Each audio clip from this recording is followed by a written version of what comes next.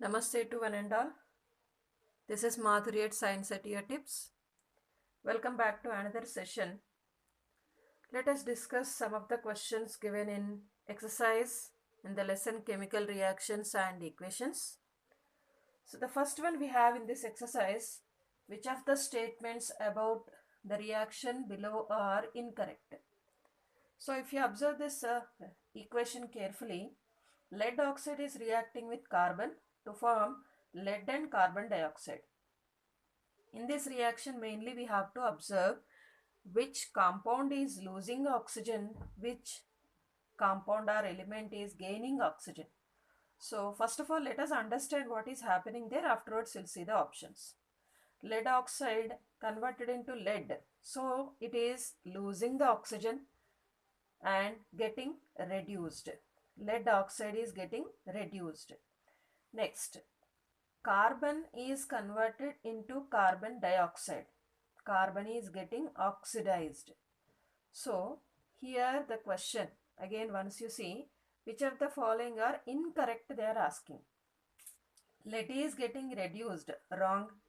Carbon dioxide is getting oxidized, wrong. So A and B are wrong.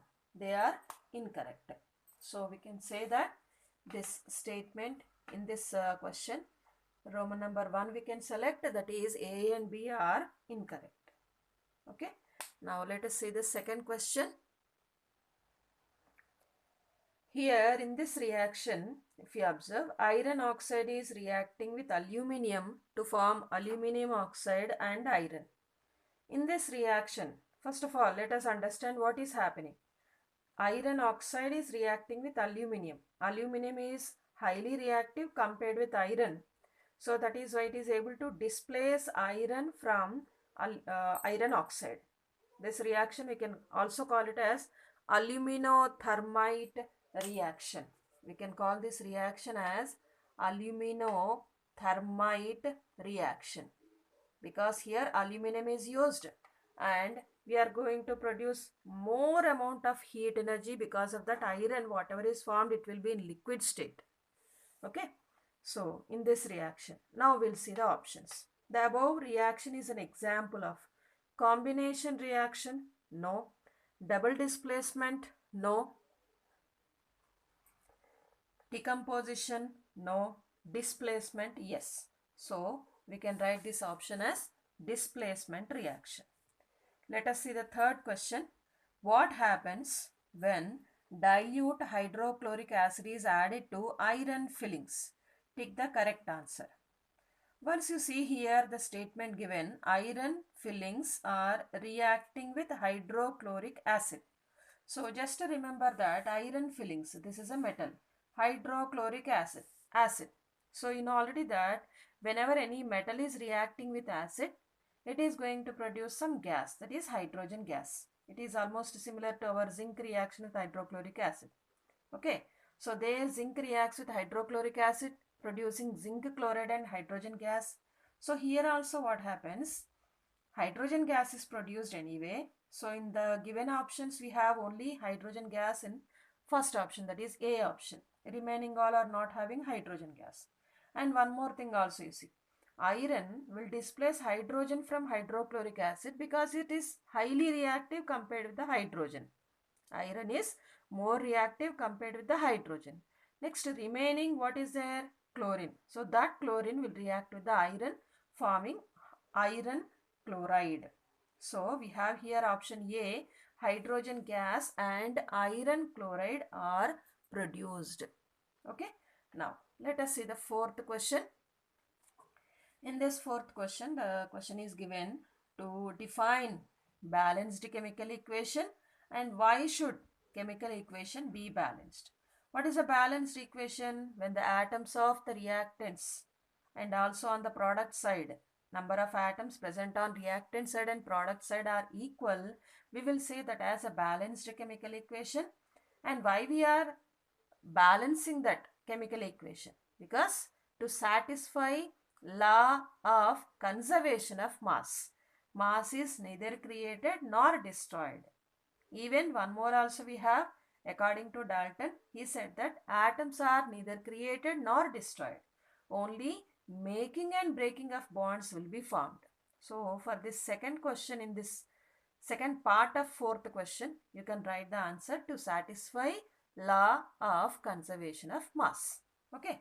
Now let us go to fifth question. In this fifth question, translate the following statements into chemical equations and then balance them. Let us do it one by one. First question, hydrogen gas combines with nitrogen to form ammonia. Let us write down the balanced equation for this. Afterwards, we'll see the remaining also. So if you convert this statement into a word equation in the sense the elements and compounds whatever are there, their names are written. We are not going to write any formulas or symbols. Here word equation we have written hydrogen plus nitrogen gives rise to ammonia. So for writing balanced equation, what we will do, children, here we'll write the symbols and formulae. Hydrogen they have given. They are not giving hydrogen atoms. When hydrogen is given, just to remember, it is hydrogen gas. Hydrogen gas contains hydrogen molecules. We have written that. Next, nitrogen gas, N2, because they are diatomic gases, diatomic molecules.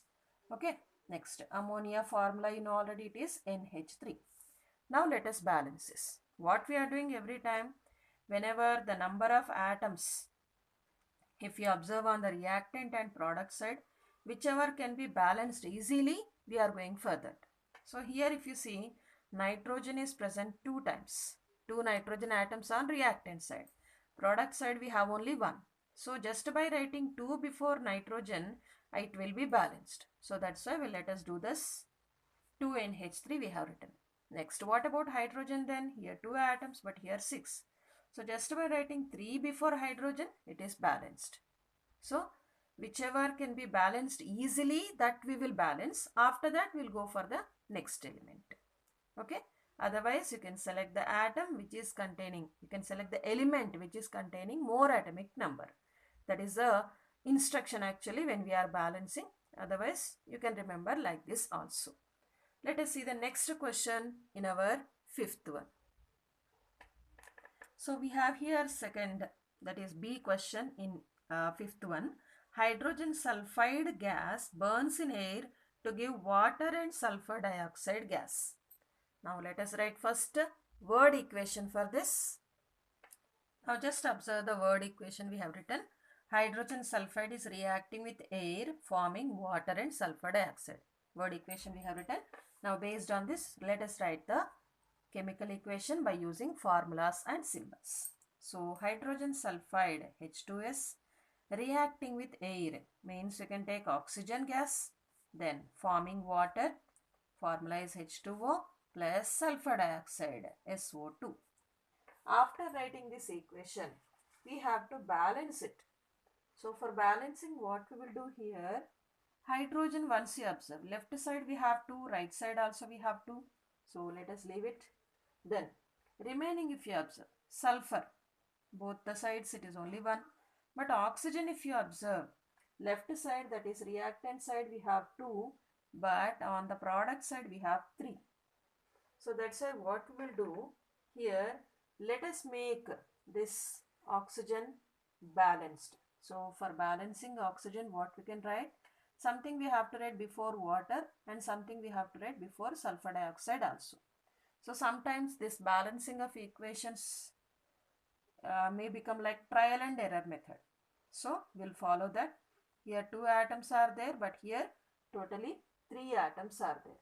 So what we will do here, first of all, let us try to balance oxygens by writing something, some number I am writing here. Let me see it will be correct or not. Here 2 plus 2, 2 plus 2, totally 4. If I write 2 here before oxygen, what will happen? 4 atoms here, oxygens also are balanced. Now let us check like that. 2 atoms, 2 I'll write before oxygen. Now here what is happening? Oxygens are getting balanced. 4 elements, 4 atoms on left side. Product side, if you come here, oxygens 2 are there, here 2.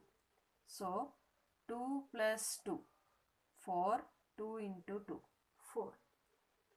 Okay.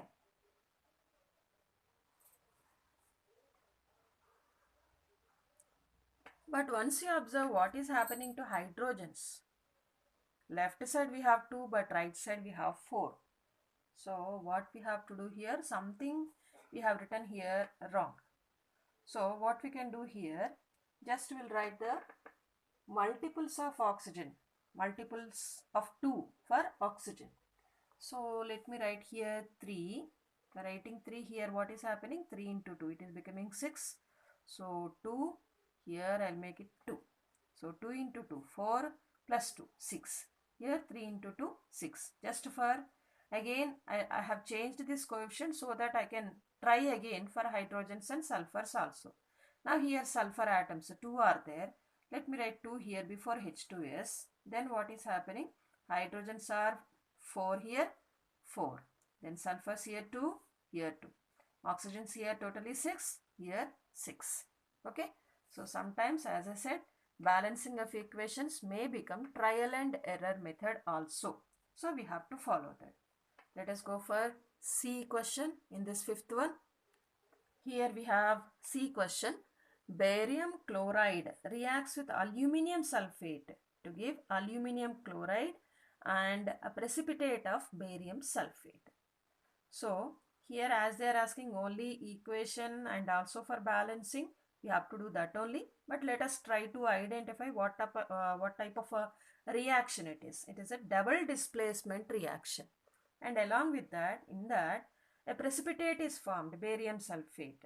So that is why we can say this as a precipitation reaction also. Sometimes question may be given to balance. Along with that, we have to identify what type of reaction it is. Okay.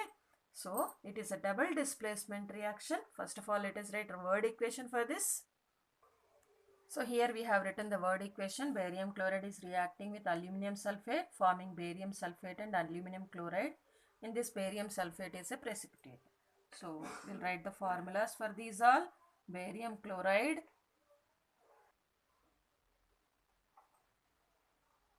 plus aluminum sulfate, Al2SO4 taken thrice, gives rise to barium sulfate, BaSO4 plus aluminum chloride, AlCl3. So we have written the equation using formulas. Then what we have to do here, we have to balance it. So here chlorines, if you see, 2 are there here, but here 3. So let me write here 2 before AlCl3 and 3 before BaCl2. Next, after that, why I have balanced chlorine? It is easy for balancing. That is one reason. Along with that, atomic number of chlorine is more here. So we have to balance that. Chlorine we have balanced already here and here. Means on reactant and product side we got 6. Now let me balance barium. Here 3 are there. So let me write here 3. Now sulfates should be 3. Okay, 3. Next aluminum should be 2. Okay.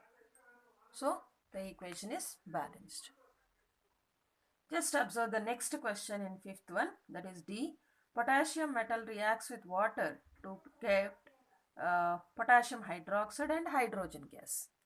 So this reaction is like metal reacts with water to form alkali. Potassium hydroxide is known as alkali because it is a base formed. It is able to dissolve in the water. So we can say that as alkali. That is the reason why these all metals like potassium, sodium, lithium, all these are getting the name as alkali metals. Because whenever they react with the water, they form their alkali. That is bases which are able to dissolve in the water. Okay. Now once we'll write the balance, first of all we'll write the word equations, then we'll go for balanced equations. So just observe here, we have written the word equation. Potassium plus water gives rise to potassium hydroxide plus hydrogen. Now let me write the equation first. K plus H2O gives rise to KOH plus H2, hydrogen gas. Now, just observe here. What is happening? Hydrogens, here 3 are there, but here only 2. Potassium's 1 here, here also 1. Oxygen 1 here, here also 1. So what we will do? Hydrogens, let us balance first. So I'm writing here 2 before KOH. Then potassium should be taken as 2. Then oxygen also should be 2. Now once you observe, what is happening here? Hydrogens altogether we have 4, left and right side, reactant side and product side. Potassiums are also 2, oxygens 2. Now the equation is balanced.